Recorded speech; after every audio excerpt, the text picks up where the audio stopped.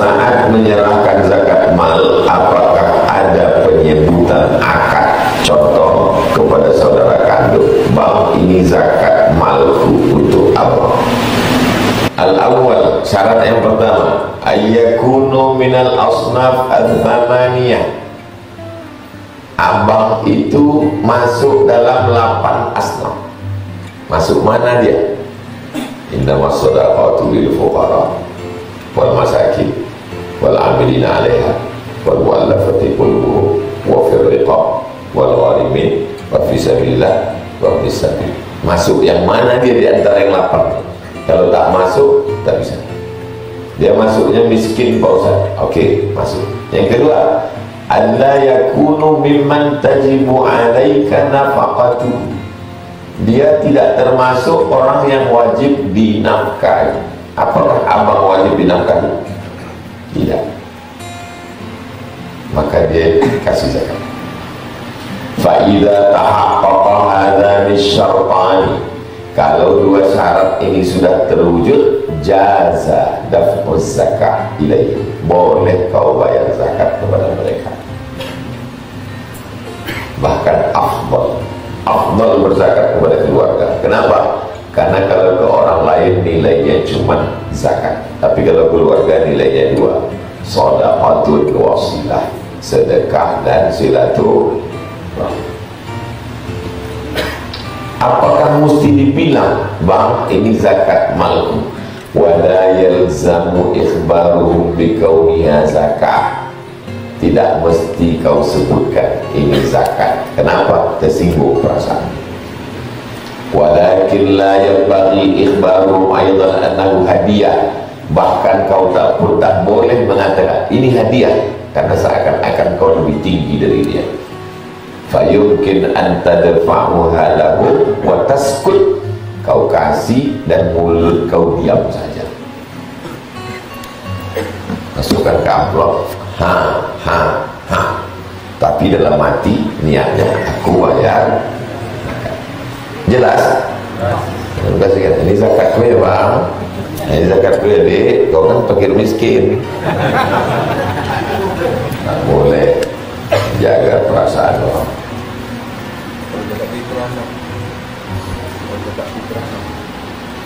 Zakat secara umum, zakat mal, zakat rikas, zakat gaji, zakat fitrah, tak ada beda. Ambil beras, kasihkan.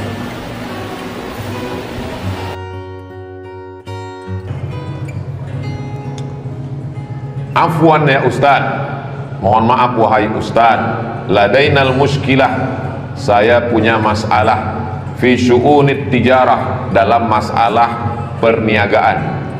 Nabi'u ardan, kami menjual tanah, bisyurut, dengan syarat, ad-daf'u duf'atan wahidah, membayar sekali bayar, bithamanin asli, dengan harga asli. Ini tanah harganya 1 hektar 1 miliar. Ad-daf'u bil qisti, ada bayaran dengan kredit cicil, ma'aziyadah akthar, tapi dengan bayar cicil ini harganya bertambah.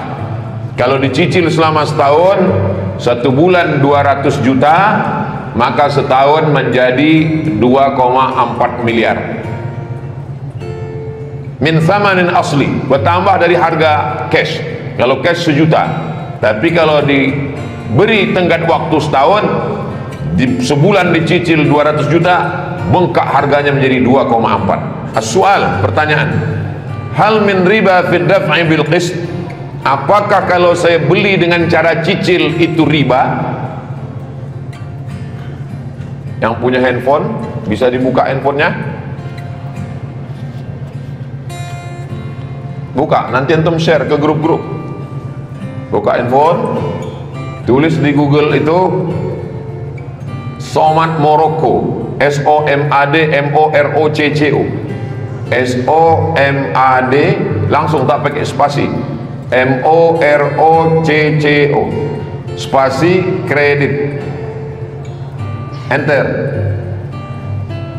buka. Sudah dapat?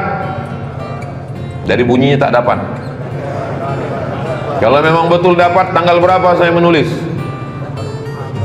25 Agustus tahun berapa? 2010. Sekarang 2000 berapa? 2024. 14 tahun yang lalu dah saya tulis masalah. Kemana aja kalian?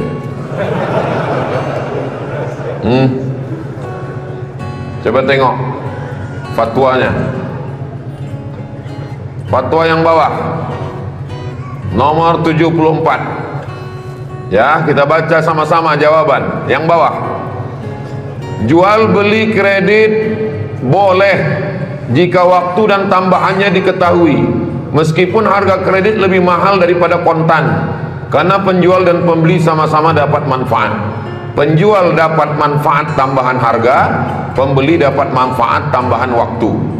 Disebutkan dalam Sahih Al-Bukhari. Ini dalilnya, hadis sahih. Dan Sahih Muslim. Ada budak namanya Barirah, dijual oleh tuannya dengan cara kredit selama 9 tahun. 1 tahunnya 40 dirham. Ini menunjukkan boleh jual beli kredit, karena tidak ada unsur gharar di dalamnya.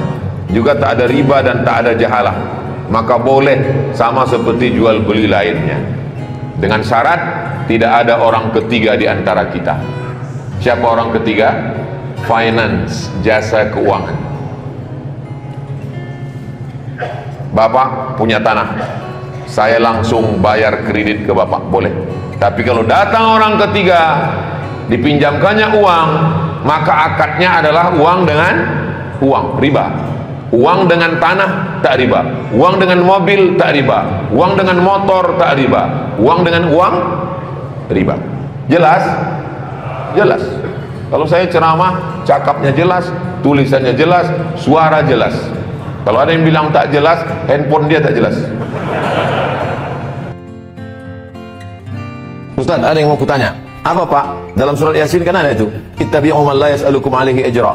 Ikutilah Nabi Muhammad yang tak ngambil upah.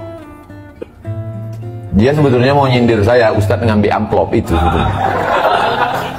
Bukan ini, Bapak itu dulu. Kemudian saya minta, saya cerita dulu nih. Kemudian saya minta sama tuan rumah itu, ada pena sama kertas. Saya bilang, ada Pak. Saya tulislah. Nabi Muhammad SAW perang Badar tahun kedua, mendapat harta rampasan perang namanya ghanimah, la taqillu an 50 alfi dinarin zahabiyyin, tak kurang dari 50.000 keping uang dinar. Zaman Nabi tak ada duit kertas. Zaman Nabi itu uangnya di dinar.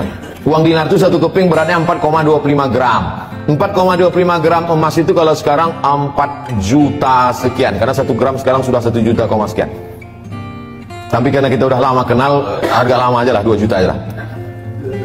50.000 keping kali 2 juta, kalau di total sekarang rupiah berapa dapat Nabi waktu perang Badar tahun kedua itu? 50.000 keping kali 4,25 gram kita hargai 2 juta, 100 miliar. 100 miliar itu berapa persen untuk Nabi? Wa'lamu annama ghanimtum min syai'in fa inna lillahi khumusahu. Nabi Muhammad mendapat jatah rampasan perang khumus, khamsah 5, khumus 1/5, 20%. 20 miliar dari perang Badar. Tapi duit itu habis. Ada rumah Nabi besar di kota Madinah? Tak ada. Ada kursinya dari emas gelang Aisyah? Tak ada. Nabi tak ada meninggalkan apa-apa. Habis duit itu. Oleh sebab itu yang tak boleh itu adalah Imam Masjidil Haram, Imam Masjid Nabawi digaji. Dari mana? Dari Baitul Mal. Baitul Mal itu sudah ada sejak zaman Nabi. Untuk menyembah Allah namanya Baitullah, masjid. Untuk gaji imam, gaji khatib, gaji guru agama diambil dari Baitul Mal. Bait rumah, mal harta. Baitul Mal itu diambil dari 7: zakat, wakaf, infak, sedekah, wasiat, hibah, ghanimah. Zakat, wakaf, infak, sedekah, wasiat, hibah, ghanimah. Ditumpuk di Baitul Mal untuk menggaji itu. Bisa gak Pak Ustadz kalau kita khatib Jumat sama penceramah di Medan, di Sumatera Utara, tak usah lagi dikasih honor? Bisa. Kalau begitu dibuat satu pintu, semua orang Islam zakatnya potong atas, diserahkan ke Baitul Mal. Buat Baitul Mal Sumatera Utara, di Baitul Mal itulah semua digabungkan, zakat, wakaf, infak, sedekah, wasiat, hibah, ghanimah tak ada lagi karena kita tak perang. Lalu digaji secara pokok. Bisa. Yang tak boleh itu kita mematok. Kalau kalian mau mengundang aku, kirim DP, kirim tiket pesawat, mesti duduk ini, itu yang tak boleh. Saya sampai hari ini diundang orang belum pernah lagi minta mesti pesawatnya harus ini, duduknya kursi ini, tak pernah. Oleh sebab itu sebelum saya patok ini undang-undang lah. Makanya saya buat tuh video pendek. Saya Abdul Somad, dimanapun ceramah dari Sabang sampai Merauke, sampai ke Australia, sampai ke Eropa, kalau ada orang mengatasnamakan saya, meminta DP, meminta tiket pesawat harus eksekutif, harus itu bukan, berarti penipu, pembohong. Banyak juga jamaah yang tertipu. Oleh sebab itu yang tak boleh itu dia patok, dia bandrol, dia itu. Bahwa ada orang mengasih, alhamdulillah. Bahwa tak ada orang mengasih, na'udzubillah.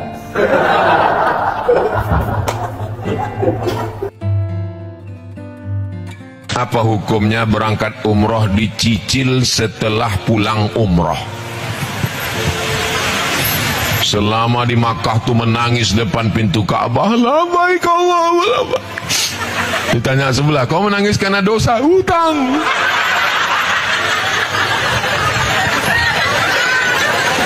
Utang itu terbagi dua. Yang pertama mayurja ada uhu, ada pembayarnya. Yang kedua malayurja ada uhu, tak ada alat pembayarnya. Saya mau akikah anak saya bulan depan. Saya pinjam duit ke Ustadz Tatang. Ustadz, ku pinjam duit ya Ustadz 2,5 juta, nanti sawit ku panen ku bayar. Maka kalau ada yang diharapkan pembayarnya boleh. Ustadz Tatang pinjam duit 2,5 juta, aku mau akikah anakku bulan depan. Apa pembayarnya Ustadz? Kuserahkan kepada Allah Subhanahu wa ta'ala. Tak boleh. Ibu kebetulan karyawan, pegawai, kebun sawit, ada karet, kolam ikan, mau panen, berangkat umroh, ada pembayarnya, maka jangan sampai tertunda. Silakan berangkat, hukumnya boleh. Ke Bank Syariah, BRKS, Bank Riau Kepri Syariah, Bank Syariah Indonesia, jangan bank konvensional. Jelas?